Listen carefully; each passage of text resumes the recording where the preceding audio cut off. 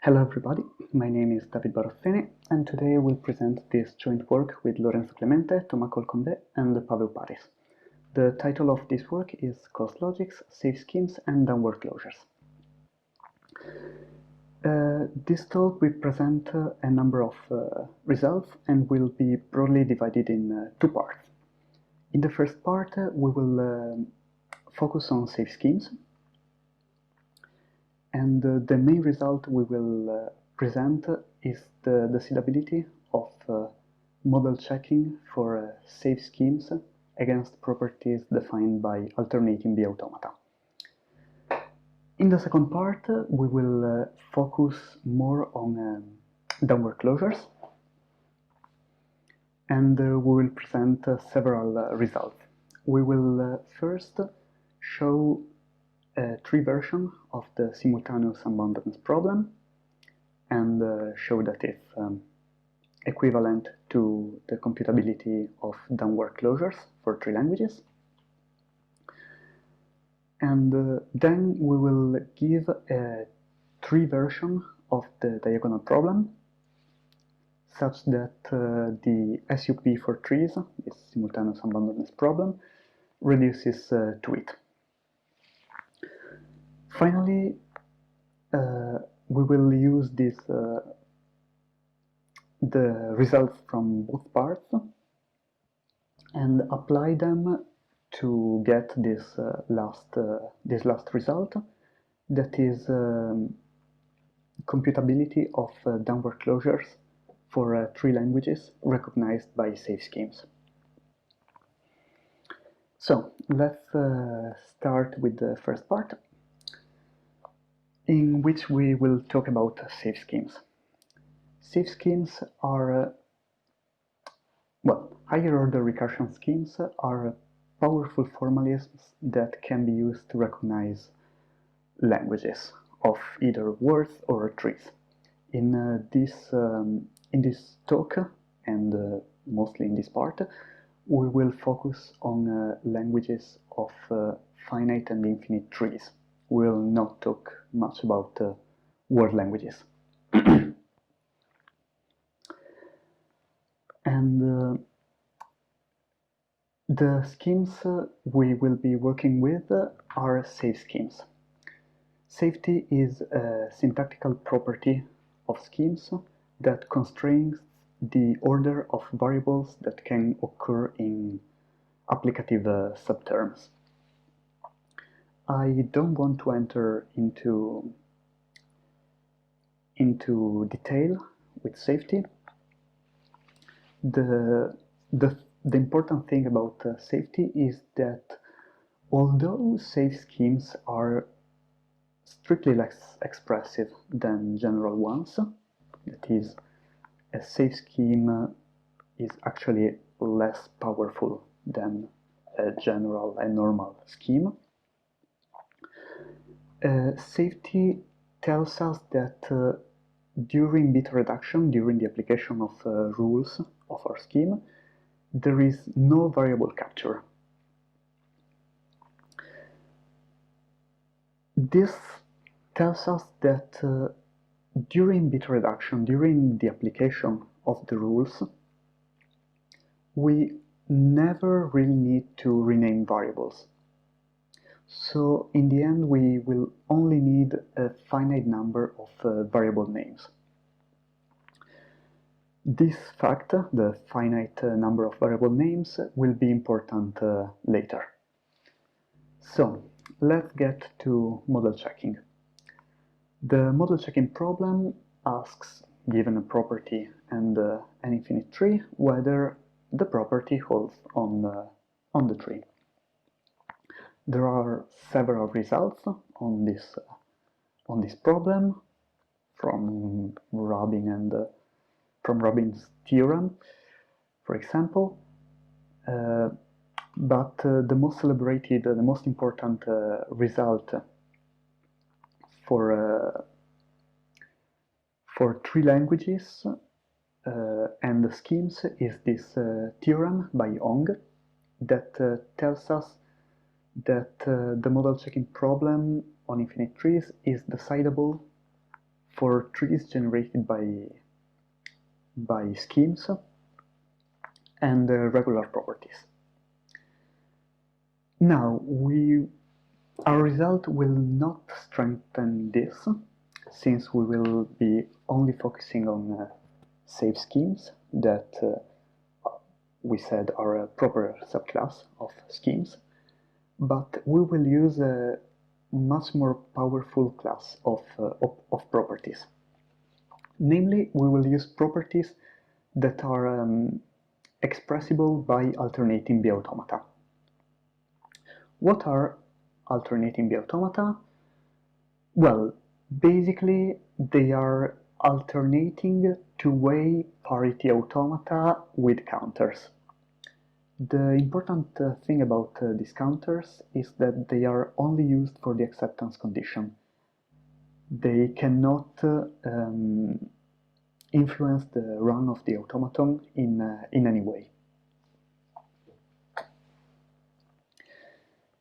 The acceptance condition is given in game theoretical terms as a game between two players, Adam and Eve. Eve tries to make so the run satisfies the parity condition and the counters are all bounded, while Adam tries to ruin either one of these properties. We say that the automaton accepts a tree if Eve has a winning strategy on it. Now, we talked about two-way the automata. There is a one-way version. The interesting thing about this automata is that two-way automata and one-way automata are equivalent. And what's more, this equivalence is effective. Given a two-way automaton, one can build a one-way automaton recognizing the same language. This fact about alternating the automata will be used in the proof of our decidability for the model checking problem.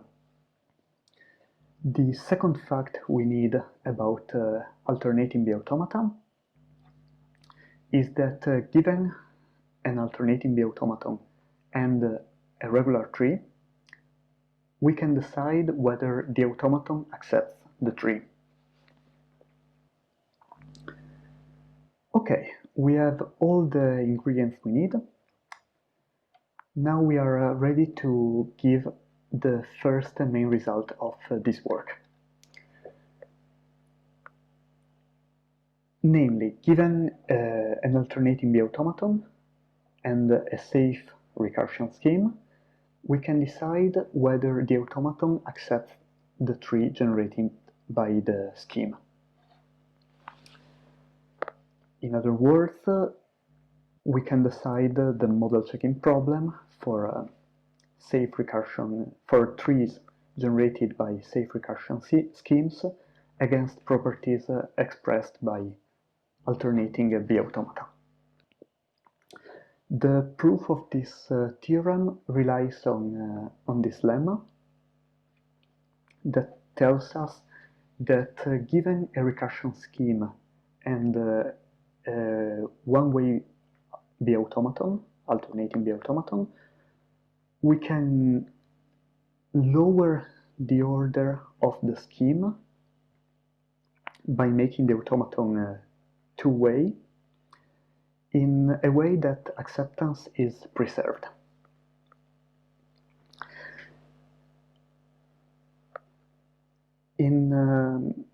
More precisely, given a scheme G and an automaton A, we can build a new scheme G' of lower order and a new automaton, a new two-way automaton in such a way that A accepts the tree generated by G if and only if A' accepts the tree generated by G'.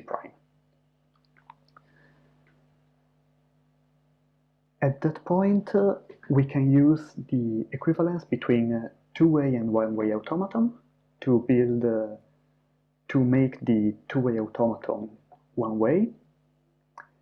And iterating this process, we can lower the order of the scheme until we remain with an order 0 scheme.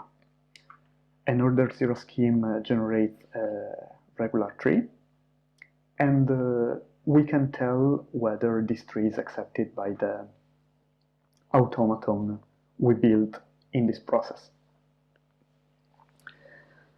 Now, the proof of this lemma is where the safety assumption is fundamental, is where we heavily use this safety assumption. To understand why, let's look at the proof of this lemma, at least an idea. The idea is that every lambda term can be represented as its syntactical tree.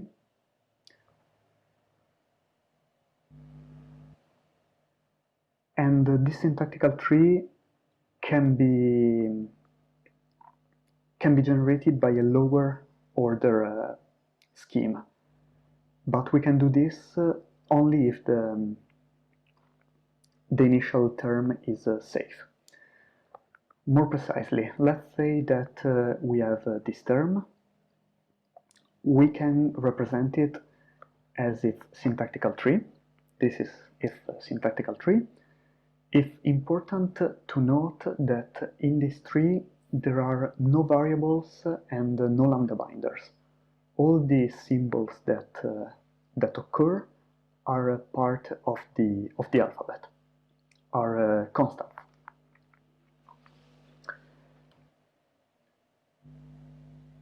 This means that to build this tree, we have to be sure that we only need a finite number of symbols. And that means basically a finite number of variable names. And this is exactly where safety comes in. Now, once we built this tree, we can use a two-way automaton to go up and down the tree and reconstruct the original term. And this two-way automaton can emulate a one-way automaton on the original term that it just reconstructed. And finally, there is the fact that this syntactical tree can be generated by a term of order lower than the term is representing. Okay, this concludes the idea of the proof of the lemma, and this also concludes the first part of this talk. We can now go on with the second part, where we focus on downward closures. The downward closure of language L is the smallest language, let's say L downward arrow, containing L and closed under homomorphic inclusion. Let's make just a couple of examples of homomorphic inclusion to understand what we are talking about. For words, the idea is that we can delete some letters from a word in our downward closed language, obtaining another word in our language. In this example, we deleted the first A, the first B, and the last B, obtaining a word that is homomorphically included in our first word. Any downward closed language containing the word on the right will also contain the word on the left. Homomorphic inclusion works more or less the same on trees. On trees we can choose some nodes. In this example we choose the node labeled by F. We delete that node and in place of it we put one of the subtrees rooted in its children. So in this case we put the subtree rooted in the node labeled by C. Now, why are we interested in downward closures? Mainly because there is this property of downward closed languages that holds both for word languages and for tree languages, that tells us that a downward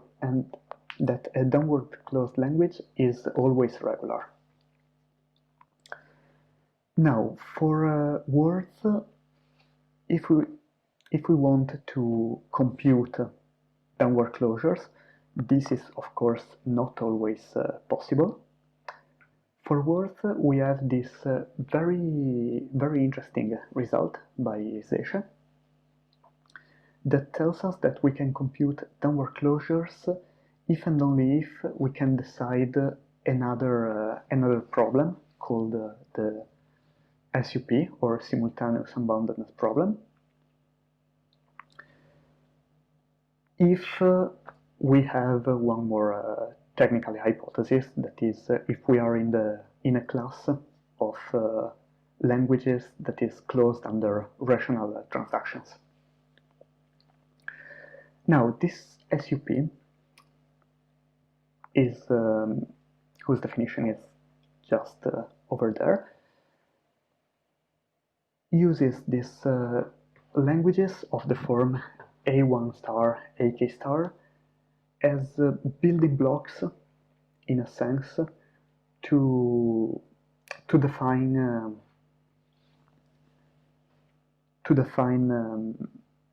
downward closed languages. By using this result by Zesche, we can compute downward closures for a big class of word for a lot of classes of word languages. For example, as an application of this theorem, we get the fact that we can compute downward closures for word languages recognized by schemes, by higher order schemes. Now, the problem of this theorem is that it only works for words. So our first result in this part will be a tree version of this theorem. To do this, we need to define a tree version of the SUP, and in turn, to define a tree version of this UP, we need to define something, some class of languages that will act as tree languages of the form A1 star, AK star in the word case. These languages are pure products. I don't want again to go into detail on the definition of these languages, but the important part is that all pure products are downward closed, and we can use pure product to define all downward closed languages. All downward closed tree languages are unions of pure products. At this point, we can follow the same idea of the proof of the Zeche-Theorem.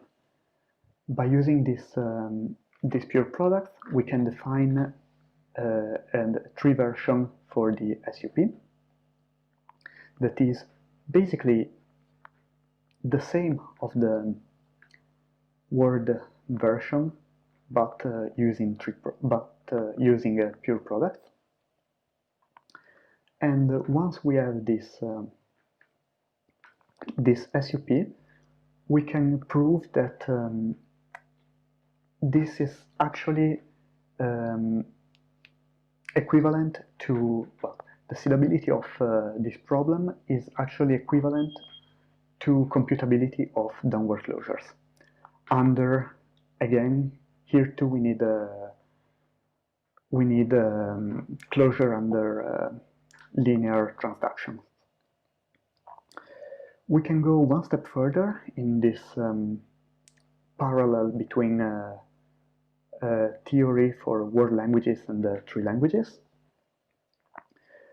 and we can define a new problem called diagonal problem that will reduce the SUP problem, the SUP. The diagonal problem for trees is defined in this way. Basically, given a set of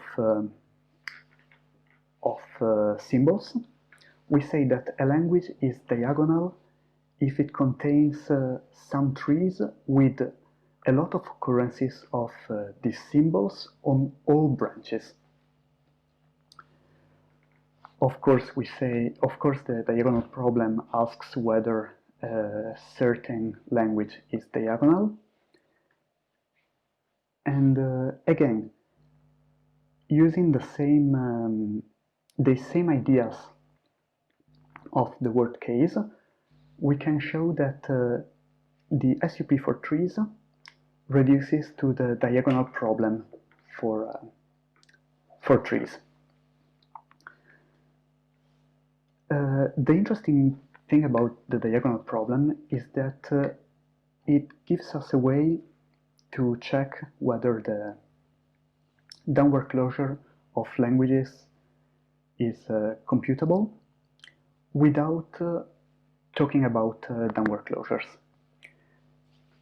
As an application, we can notice that the diagonal problem asks basically for an unboundedness property. And the negation of this unboundedness property can be expressed by using an alternating B automaton.